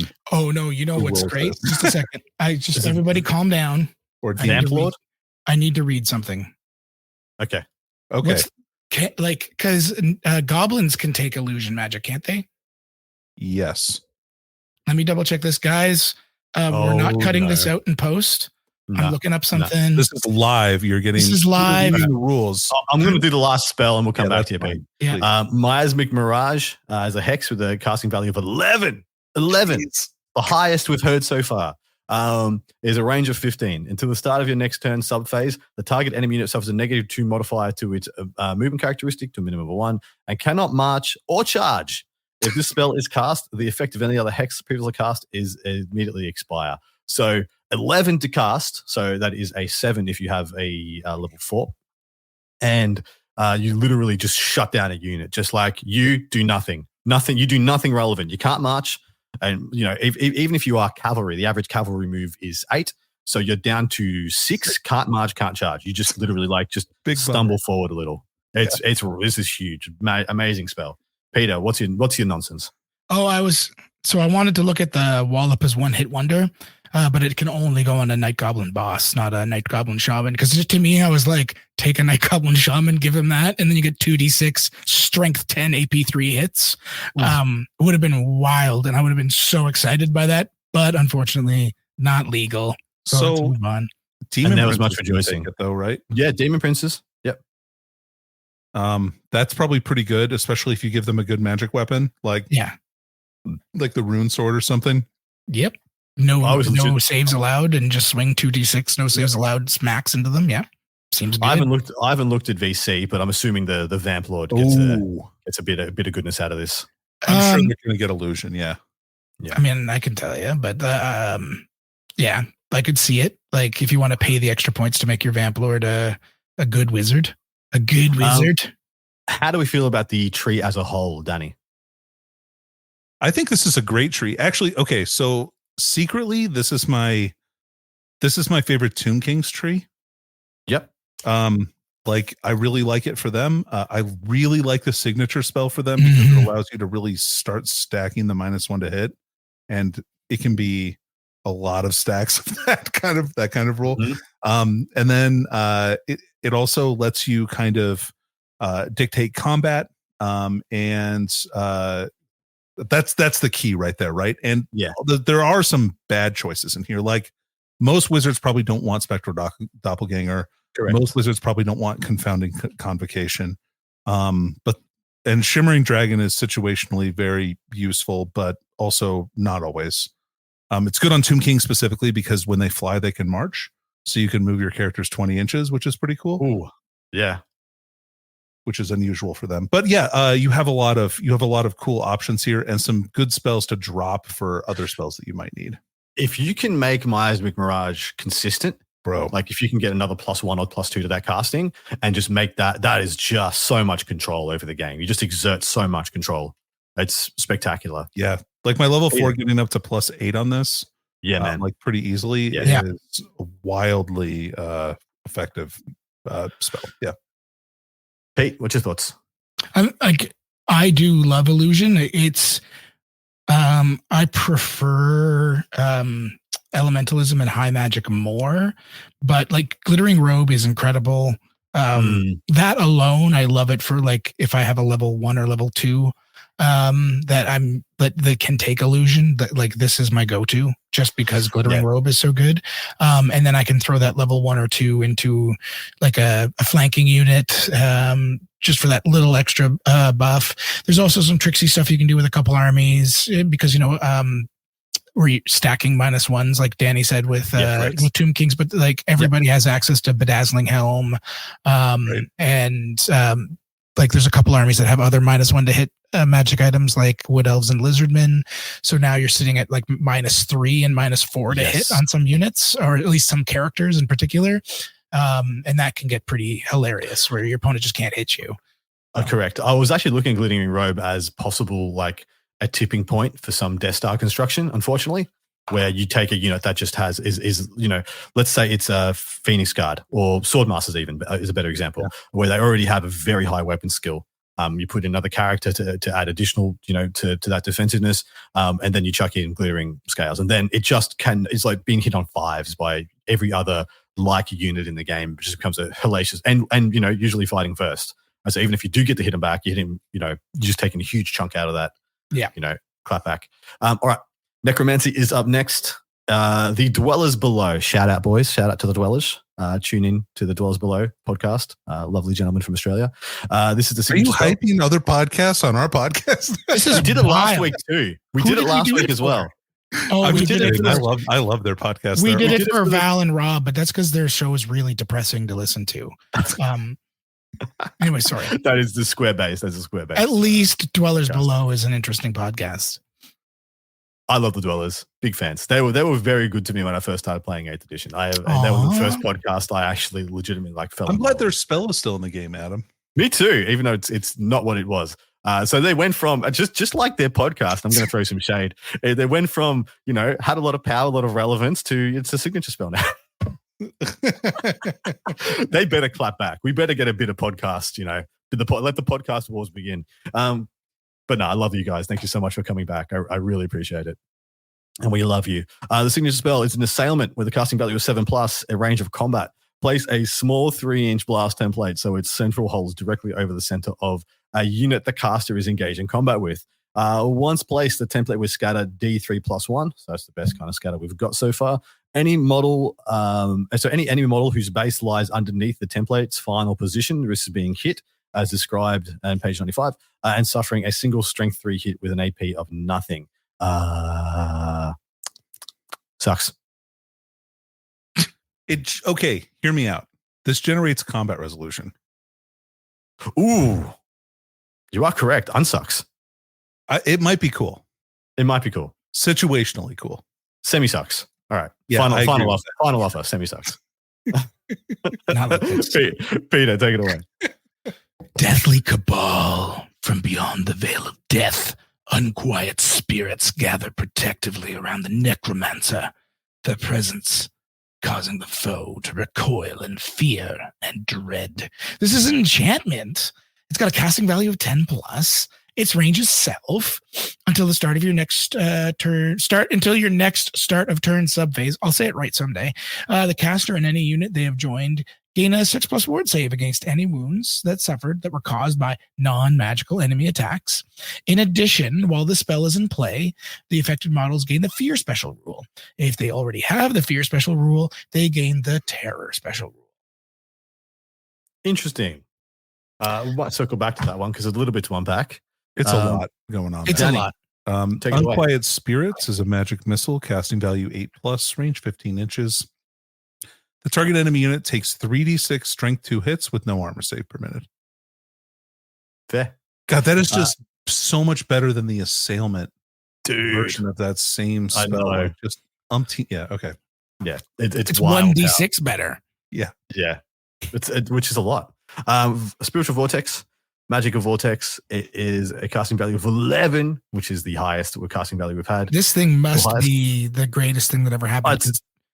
It's going to be at least as good as the you can't march or charge. We said 10s were auto take. Right. See what an 11 does. Right. It's pretty good. The only other 11 that we've had was you can't do anything. It's got a range of 12 inches. It remains in play. Large blast, 5-inch template, and places so the central holds within 12 of the caster. Whilst in play, the template does not move and is treated as dangerous terrain. Whilst within 8 of the template, it's a big template, enemy units suffer a -1 modifier to their leadership characteristic to a minimum of 2 and cannot use the general's Inspiring Presence. So it is a big old template of turning off Inspiring Presence, essentially. 20. It's diameter? 5 + 16, so 21 inches across. Yeah, huge. Yeah, it's wild. It's almost a quarter of the table. So it's a sixth of the table. Wild. Yeah. And you chuck it within, 12 inches of the caster, the central hole. And, only hurts your opponent. Yep. All right, Peter, take it away. Curse of Years. As dead things draw near, they feed hungrily upon the vital energy of the living, aging them rapidly. This is a hex with a casting value of 10+. It's a range of 15. The effect is until your next start of turn subphase. The target enemy unit suffers a -1 modifier to its movement, to its weapon skill, and to its toughness, to a minimum of 1. If the spell is cast, the effects of any other hex previously cast on the target unit expires. It's good. Yeah, it's good. Cast this. If you can cast it at somebody. Yeah, do it. Do the thing. If you can't cast it, don't. Don't cast it if you can't cast it. Danny. Amazing. Spectral Steed. This is every lore gets a conveyance, I think, pretty much, right? Yeah. So it's a conveyance spell, casting value 9 plus 12 inches with remains in play. The spell can only target friendly characters whose troop type is infantry. They get ethereal and fly 10. Well, actually, this is really good. This is really good. Very good. I'm happy it remains in play. So yeah, you get a chance to turn it off. Multiple targets though for that. Yes. Spirit Leech is the last one. It is a hex with a casting value of 8 and a range of 18. Until the end of this turn, the target enemy unit suffers negative modifier to its leadership to a minimum of 2 and cannot use the general's inspiring presence special rule. This spell may target an enemy unit engaged in combat. So there is a lot of, there's 2 leadership debuffs in here. And you're right, Danny. I think every single tree gets at least one vortex and one conveyance, right? Yeah. Peter, what do you think about this tree as a whole? It's okay. It's got some good stuff. Curse of Years is great. Spiritual Vortex is incredible, especially if you're trying to do like a terror bomb style list. And Spectral Steed isn't as good as the high magic one, but it ain't bad. Correct. Danny, unpack Deathly Cabal for us. Is that any good? There is a lot of word there. Yeah. Okay. So first of all, I'd like to say this obviously is tailor-made for undead armies, right? Because it kind of makes people fight on their own level. You can like flee from combat. You can do some damage to heavily armored stuff. And then you have a bunch of ways to debuff stuff so you can kind of really bring your leadership rules into effect, which is really cool. But Deathly Cabal specifically is good for this, right? Because it's a 6-up ward. It's range self, so you can cast it in combat, which is awesome. And Fear going to Terror means that they're an extra -1 to their leadership test when you're in combat. Or you can potentially make somebody just run away, especially if you're also turning off General's Inspiring Presence. I really feel like this tree has a couple of things that are above the going rate. Like Unquiet Spirits is just an above the going rate compared to other things that do the same, strength 2 hits with no armor saves. It's just more of those than other equivalents. And so you'll probably hear me say this more. Like this one is above going rate. This one is below going rate. Like the one that did was a D6 plus like D3 plus 3 strength 2 nothings. He was just like, that's below going rate. Right. Like 2D6 I feel like is the going rate for the strength 2s. 3D6 is just nice, and range 15 is quite good as well. But yeah, Curse of Years is a banger. Spectral Seed is really good. And the fact that you have exactly 3 ways to negate leadership in this tree is really, really cool. A lot of flavor. All right. Wild Magic. We're just doing it because it's here, but this is essentially only for the Orcs and Goblins. Fist of Gork or Mork, signature spell. It's an assailment with a casting value of 9 and it ranges combat. Place the large blast 5-inch template so that its central holds directly over the center of a unit the caster is engaged in combat with. Once placed, the template will scatter D3 plus 1. Any model friend or foe who lies underneath the template's final position risks being hit and taking a strength 4 hit with an AP of 1. Large Blast. That spell rules, dude. That spell is quite spice. Danny, we'll stick with you, mate. Take it away. All right, so we got Vindictive Glare. This is a magic missile, casting value 8+, range 21 inches. The target enemy unit suffers a single strength 7 hit with multiple wounds D3 and no armor save. You can target enemies engaged in combat with this spell. Wow, that's a cool spell. It's a really cool spell. Yeah. I just love the idea of that. I mean, that's a rough glare. That's a strength 7 glare you're laying down, man. Like, you haven't thrown a headbutt or like even like spat at them. You're just looking at them from like 21 inches away and they're like, the ultimate stank guy. Yeah. Yeah, it's stank guy. It's great. I wish they called it that. It's like me too. stank eye. Vindictive stank eye. The stank eye. Yeah, I like Vindictive pink eye. Big guy. Peter, take it away. Hand of Mork or Gorks. This is a conveyance spell with a casting value of 7 and a range of 18. This spell can only target friendly characters, but may target characters engaged in combat. You may immediately remove the target friendly character from the battlefield and replace it anywhere within 2d6 of its original location, but not within 3 inches of any enemy models. If a double 1 is rolled, the character lands badly and loses a wound. Note, the spell does allow a character to leave combat. It's a huge green hand that appears from above, and with great care, it flicks a hero across the battlefield. You thought I wasn't going to do it, and then I did. This is weird, though, because if you were in a large unit that was in combat with another large unit and you rolled not far enough to leave, because it's 2d6 and you roll snakes. I mean, if you roll snakes, you can just not move far enough away already. Let me just in a lot of say situations. This. Like, if you aren't putting your wizard on the edge of the unit, guys, you should be putting your wizard on the edge of the unit, so that he Otherwise, can leave. They're just going to get rickety wrecked. Let him leave, guys. That's all he wants. I just want you to leave. I just want to go. Bad Moon Rising is a hex with a casting value of 10 and a range of 15. Until the end of this turn, the target enemy unit suffers a negative D3 modifier to its weapon skill and initiative. So possible -3 initiative. Legit. But it could also be -1, which is not legit. Well, it's really good, and like to touch a little bit on orcs and goblins, like goblins have a signature spell that also reduces initiative, so you can really like spike a guy down, right? Yeah. Because as we know, orcs are usually middling to low on the initiative front. Yeah, well, they were. Are they now? They're initiative 3 almost across the board. Yeah, which is middling. It's like average. Oh, yeah, sure. Yeah, okay, fair enough. You're right. I'm sorry. Say bad. Yeah. But yeah, like if you itchy nuisance and this on a unit, you can possibly reduce their initiative by 6. Man, I tell you what really hurts my initiative, being itchy. It's just the worst. Yeah, when I'm itchy, I go way slower. I'd like to point out, guys, also, everybody can take this lore because you can buy a wizarding hat. And, yes.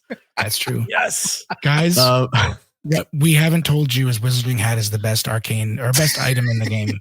It's freaking funny as hell. It's so good. Who do you start with? And a magic carpet. It was me. Go, Danny. I got Evil Sun Shining. It's an enchantment, casting value 9, range self, excellent. Until your next start of turn subphase. I cannot read that sentence. Neither can I. The life of me, I always stumble on that. Games Workshop, fix that. I know. Yeah, fault. Please make the game easier for me to like dictate. Yeah, Thank you. Friendly units that are within the caster's command range may re-roll to hit rolls of natural 1 and improve the armor piercing characteristic of their weapons by 1. Baller. Wow. Baller. Given that orcs are also generally re-rolling their wound rolls of 1 in the first turn of combat, it's not bad. Really, really reliable. Really good. All right. Here we go, Peter. Here we go. The shaman begins a simple chant, which is quickly and enthusiastically taken up by their friends. This is an enchantment. It's got a casting value of 9 and it's a range of self. Any friendly unit that is within the caster's command range during the declare charges and charge reaction subphase of this turn increases its maximum possible charge range by 3. And when it makes a charge roll, it may apply a D3 modifier to the result. Another banger. God, that's good. Yep. All right, last one. Foot of Gork or Mork. I'm going to read the flavor text here because unlike the rest, it really doesn't. It's so good. It just states it just states there is a massive green foot on the battlefield and it seems to be moving! ! It's so good. Anyway, it's a magical vortex with a casting value of 8, which is very low for most vortexes, and a range of 15 inches. It remains in play, large blast 5 inch, and place it so the central hole is in 15 of the caster. Whilst in play, the template is treated as dangerous terrain. The template moves 2d6 in a random direction during every start of turn subphase. Any unit, friend or foe, the moving template touches or moves over suffers D3 plus 3 strength 5 hits with an AP of 1. On an 8 to cast, that's actually real good. I love that spell. That's real good. That is below going rate for the casting value of similar 5-inch templates. Most of them are 10 plus. And it scatters a lot more than most, but it also does a very good amount of damage, as in strength 5 neg 1s instead of usually strength 4s or possibly even strength 2s with a couple of neg. How do we feel about the tree overall, Peter? It's very powerful.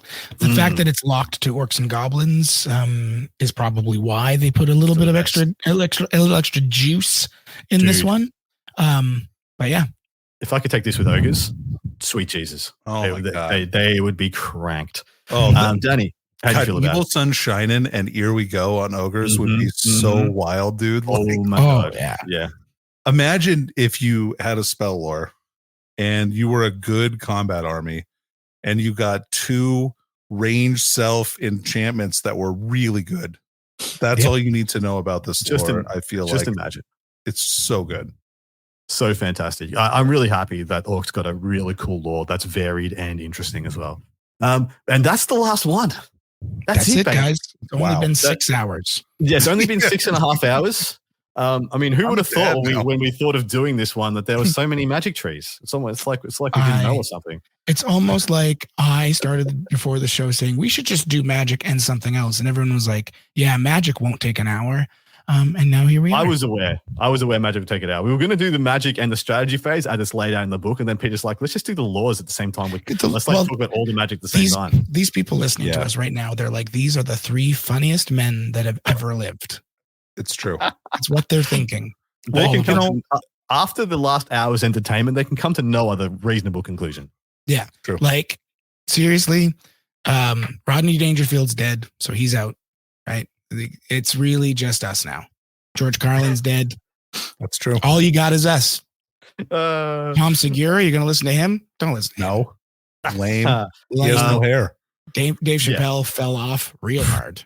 Terrible, even though we got buff. Yeah, even though he did get buff. So Will Smith, not funny anymore. Yeah, he's just a slapper. You just got us. It's us 3 or nothing. Mm-hmm. Yeah. I mean, you make a compelling argument. And on that note, we're gonna sign off.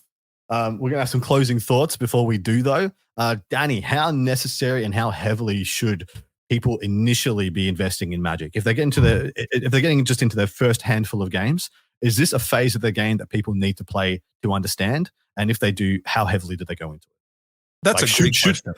Should every list just have a level 4 in it automatically? Yeah, no, pretty much what you I'm know asking. what? So that's the way I've been starting the edition, but I've always been a huge fan of Magic and usually play Magic heavy armies. So that was my initial reaction is like, oh, I'm definitely taking a level 4 to explore this part of the game now that it's changed so much.